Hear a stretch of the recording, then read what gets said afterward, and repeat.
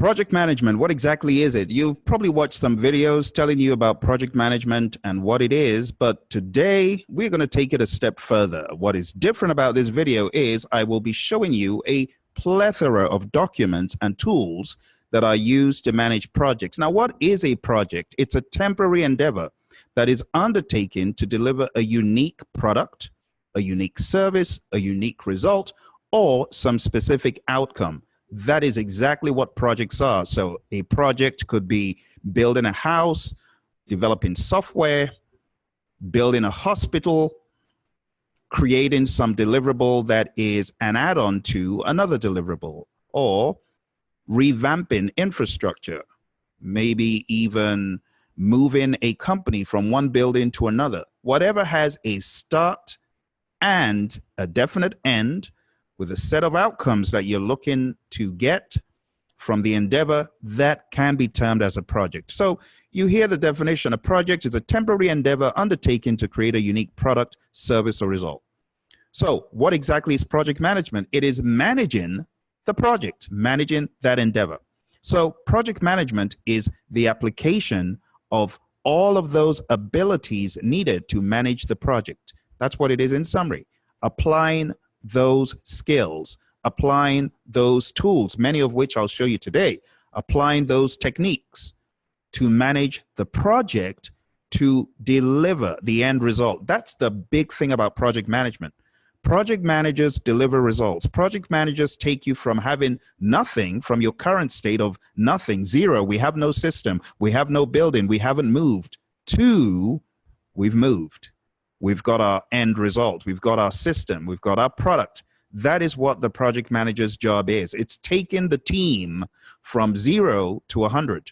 Now, some people ask, do I need to be a specialist in a particular area, a particular technical area to be a project manager? The answer is no. Project management is applying project management principles and skills and techniques and abilities and leadership to get the job done. So even if you are a bit shortchanged in technology, you could still be a phenomenal project manager. It's all about being able to make things happen, being able to guide the team, being able to manage what is happening on the project so that the end result is achieved. So without much ado, you can see behind me here, initiating the project is the very first thing we do on the project. When you hear the term initiating, it really means you are putting a stamp of approval on the project and you're saying good to go. So I'm going to be showing you a number of templates here that my colleague has put together to underscore a lot of these. So let's take a look at one of the very first things you get out of initiating. The very first thing, we call it a project charter.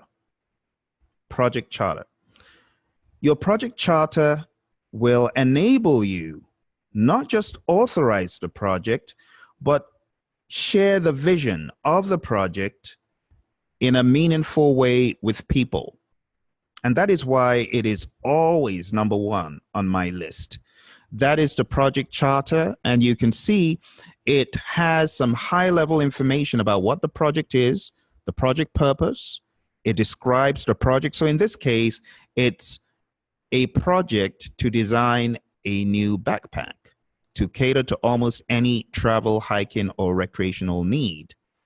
So this is part of a fictitious set of deliverables that we put together to underscore project management. So that is your project charter. You can see here, it has high-level information. It's 3 pages, high-level risks, project objectives, success criteria. Who is the person approving this? Scope or schedule or cost or quality. You can go deep and detailed, or you can keep it at a high level. You see, on a lot of projects, project charters do not exceed 2 pages. Some might even be 1 page. And this is all meant to be high-level budget, the project manager's authority level, staff and information. But most importantly, it has the project manager's name, it has the project sponsor's name, and in some instances, we actually get the sponsor to physically sign off on these charters.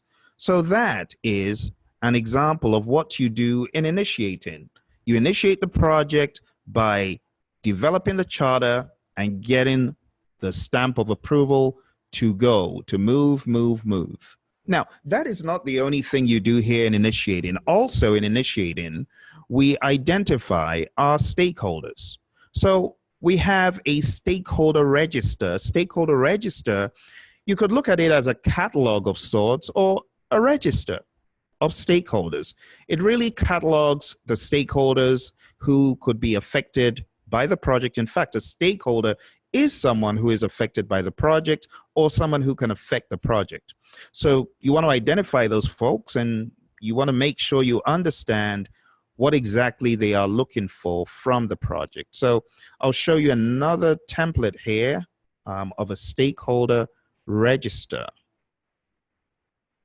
And here's a stakeholder register. And you can see it has name, position, company, contact, role, requirement, expectation, their level of influence, their power, and category. And these are just some of the things that project managers use to keep stakeholders straight, to understand, as you can see, who are they? Who is a stakeholder? It could be an entity, it could be an individual. What is their position in the company? What is their contact information? What is their role? Any requirements, expectations, influence, or interest on the project? Those with a high level of power and a high level of influence, you definitely want to keep an eye on those. But you could categorize them into 4 quadrants. You know, those with a high level of power and a high level of interest, you know, those with a low level of power, low level of interest, so on and so forth. But that is an example of a stakeholder register. These documents are not necessarily what makes the project a home run, but it is what makes life easier for the project manager as a project manager manages projects. Now, the next thing behind me right here, you can see is called planning. And what do we do when we plan the project? Of course, we are planning various aspects and dimensions of the project. So I'm going to give you a very quick rundown of some of the things that we plan as we go through the project. There are a number of things that are planned. So let's take a look. You plan, you might have heard the triple constraint. The triple constraint, yes, that is one of the things that we plan. But I want to start out by showing you one of the very first things you should do on any project. So if you take a look at my whiteboard here, you want to think about your project like this. You want to think about it as having many different facets to plan, okay? And what are the facets? We plan the scope of the project. We plan the time element or the schedule, if you will, on the project. We plan for cost. How much will each task or activity cost us? We plan for resources on the project.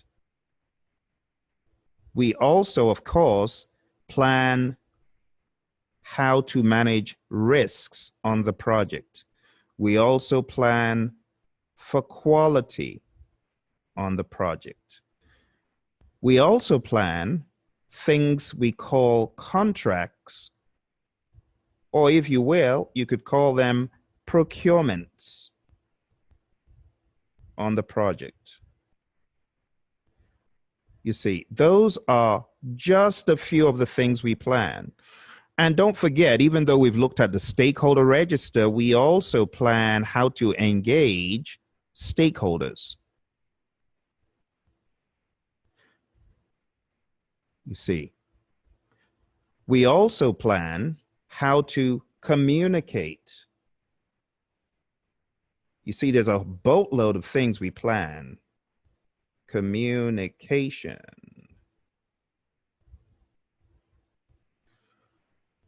Let's put that over there. So we plan, schedule, cost, scope, stakeholders, cost, resources, everything. Now, this is taking you into the realm of what we call the 10 knowledge areas. There are 10 knowledge areas. And the very first one is called integration. And I'm putting that right here in the middle because integration is the glue that binds all of the other knowledge areas. So in addition to integration, we have scope. We plan the scope, we plan the schedule, we plan the cost, we plan the quality, we plan the resources, we plan communications, we plan risks, we plan procurements, and we plan stakeholder engagement. And all of those need to be integrated. And that is what the project manager needs to do. Now, the level of template or tool use or technique use on projects differs, but these 10 things should be accounted for. Think about it for a second. You need to plan schedule. You need to have a plan for how to build a schedule, and you need to build a schedule. You need to scope out the project. You should be thinking about cost. You should be thinking about the unknowns that could crop up. You know, how are we going to deal with the unknowns? You need a management reserve, like a slush fund, if you will. You also need a contingency reserve for things that you've seen are likely going to happen. Don't wait till they happen. Put aside some sort of contingency for that. You see, there are many different facets that need to be planned. So I'm going to be showing you one by one all of these bits and pieces that should be planned on the project. And I'm going to start off by showing you a tool that is known as a work breakdown structure. And when I say tool, this is really something that's more of a project management plan component, but I'm using the term tool used loosely. So in the world of project management, we have this thing called a work breakdown structure. And I'm showing you wbstool.com. It's free. You can go in there and play around and create work breakdown structures. This is what a work breakdown structure looks like. It's a tree structure. It's like a family tree. But when you take a close look at it, you can see that it is structured based on the project work that needs to be done, like this. Right here at the top, that is usually the title of the project. And then down here, we have a second level, which has broken the project down into smaller components. And then we break those down even further. And this is really more of a discovery of project scope to plan out what exactly are we meant to be doing on this project. So you can see all that. That is how projects are scoped out in many firms by many project managers. We call it a work breakdown structure. So to cut to the chase here, I'll go ahead and show you an example that my buddy has put together for this demonstration. It's a WBS based on the design project for this backpack. And he's gone pretty far in creating a lot of templates and tools to show you, but let me just show you what he's done magnified. It's a little bit small. There it is. I just magnified a little bit. And that is a WBS. You can see it's spread out, but right there at the top, you can see that is what we call the root node. The root node is usually the name of the project. Design, produce, and transform various easy day hikes. So he gave it the full project name. Typically, you want to shorten this project name to something less, but there you go. That's his example, and he has shortened. He has, while it's not entirely long, he has truncated the number of levels, and it's just 3 levels, but it's very spread out. And you do get some WBSs like this. So let's examine what he's done here. So he's gone into search and strategize market opportunity. That's the first major branch there, and that goes down to level 3. He has done specification and features, broken that down into smaller, more manageable parts. And then he has broken that down further. He's broken design down further, broken closing down further. So while we don't have like 7 levels, we've got 3 levels. And I'll just show you what these levels mean. When I say level, I'm really talking about these. Like this would be level 1. The very top, these that are paler blue would be at level 2. We will call that level 2. And the ones I will circle in green, these are level 3 right there. All of these are level 3, all these right there. So a lot of WBSs stay at a level 1 or 2. They don't go all the way down. You know, some go down to level 7. Some people in a hurry, they just want, what are the major components and blocks of this project? We're fine at a level 2. Let's not belabor the point. You know, whereas some other projects, which are not just 2 days long or a week long, you might find you have to go down into 3, 4, 5 levels. Projects I've worked on in the past have gone down to 7 levels. So it really depends. You see, it's very scalable. Depending on what you're doing, you want to identify the major components of work so that if need be, you can actually use this as a costing tool. You can cost at these lower levels. So it becomes a very useful tool to help you cost the project. You know, you could cost, let's say in thousands. Okay, that's 5,000, that's 6,000, that's 10,000. And then you can roll that up.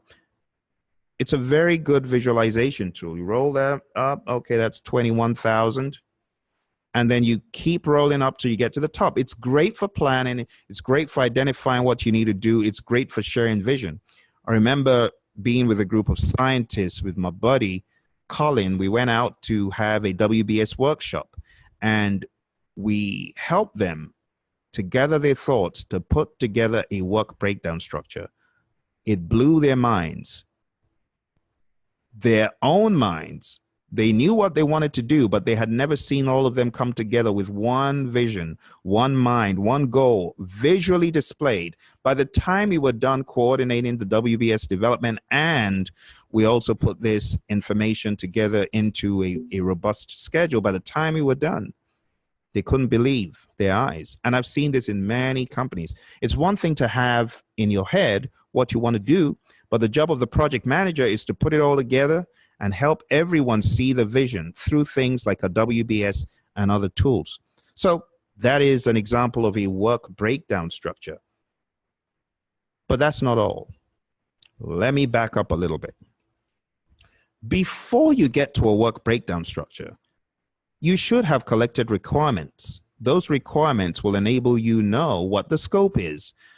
And then you could put together something called a project scope statement.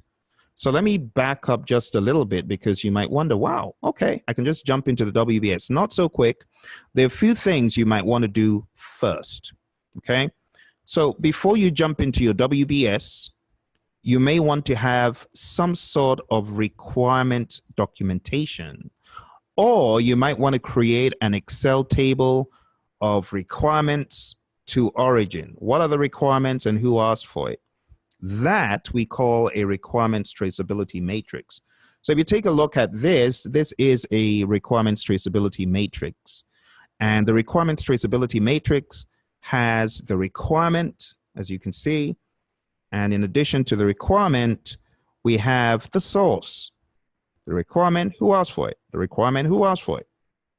You can prioritize these, you can categorize them, and then you can have a column to show, okay, it's been internally checked and it's been externally checked, whatever that looks like. But that's a requirements traceability matrix that we use to manage requirements all throughout the project. Don't forget, if you got any questions about any of the things I'm talking about, make sure you put them below. I'd like to get back to you with answers, okay? But that's a requirements traceability matrix. Now, in addition to the requirements traceability matrix, you might have additional requirements that are in text format and not necessarily a requirements traceability matrix. So there's something we call requirements documentation. So it may or may not be in tabular format. It could just be plain text, but this is meant to give you an idea of what that could look like. So you could have the requirements just written in text. You could have them in a tabular format. I feel where a product is concerned, a requirements traceability matrix is very helpful. Where there's services, you might find it's more text-oriented requirements. But that is an example of requirements documentation and a requirements traceability matrix. Okay. Now, when all that is said and done, there is another document, you see, that can help you before you get to your WBS. And this is called a project scope statement, and it contains project inclusions, project exclusions, and it rehashes any constraints and assumptions to make sure they're really complete. So we have the product scope, we have deliverable description, we could also call out exclusions and inclusions, and we should ensure that assumptions and constraints are well covered. And actually, the assumptions and constraints live in an assumption log, but that is going deep into the dredges of the PMBOK guide, okay? So what have we talked about so far? I told you to start a project, you want to initiate it, but then you got to plan it. And to start planning, you first of all want to get an idea of the requirements. You want to get an idea of the product deliverable description, and then you want to begin fleshing out your work breakdown structure. Okay. Now, this could be done in other ways. Not every project is managed using these exact set of tools. Okay.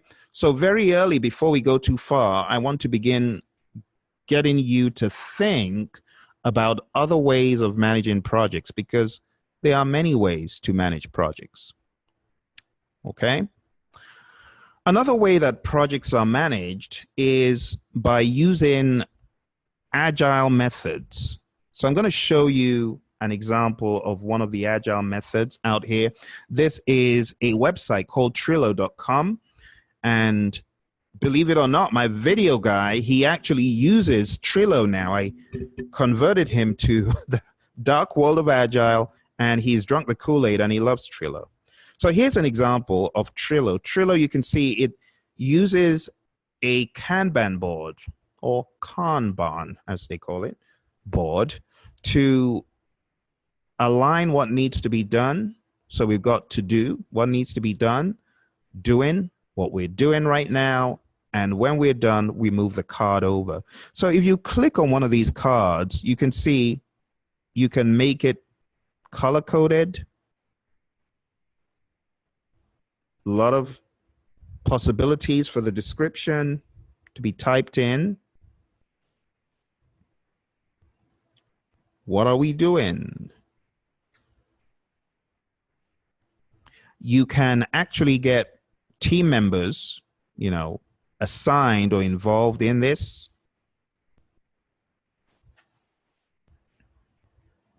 You see, there's many things.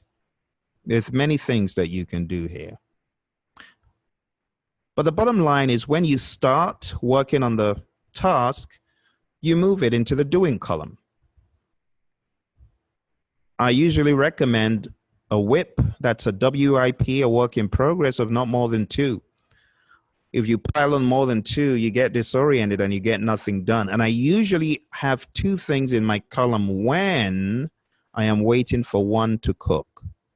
When I'm waiting for one to cook, that's when I go on to another one. But ultimately, when you're done, you move it. This is a really great way of getting work done. I see this as being small teams, short periods, 4 weeks, 6 weeks, that kind of thing, for very small iterations. But if you're working on something a lot more robust, this approach may not sustain you. You may have to go larger and more robust, and you may have to scale up with some more predictability, or you may have to chop the project into smaller discrete pieces and be very disciplined about each of your iterations. Okay, so that's Trello from the world of Agile. It could be used to manage, as you saw it, scope and schedule all at once, but you've got to be very disciplined to use those tools. All right. So next, we're going into the world of scheduling. So the work breakdown structure, I showed that to you. There's a companion document, I should say, before we get into scheduling. There's a companion document of the WBS, and that is known as a WBS dictionary. So let me show it to you real quick. There we go.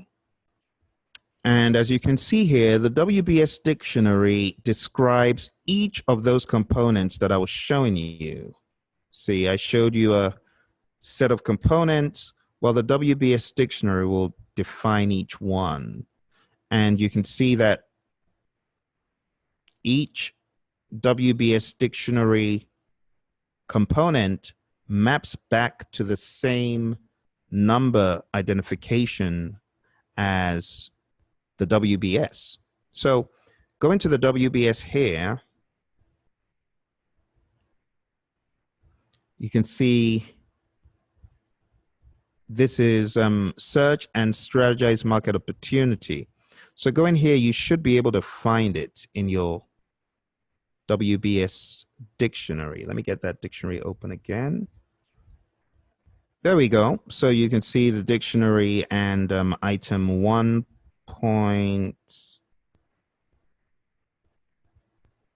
Okay, that's 1. Okay. So search and strategize market opportunity. And under that, you got 1.1, conduct market research, determine target marketplace, forecast sales of new backpacks, and so on. And just be aware that this could be done in a number of ways. The numbering scheme, the numbering system and approach, it differs firm by firm. All right. So that is the WBS. Now let's go into our next section, which is the schedule. The schedule. And I can see we are almost out of time. So I'm going to show you a sample schedule and just a couple of tools that you could use for this area. And we will continue from here next time. So my colleague has put together quite an elaborate array of material to explain what happens here.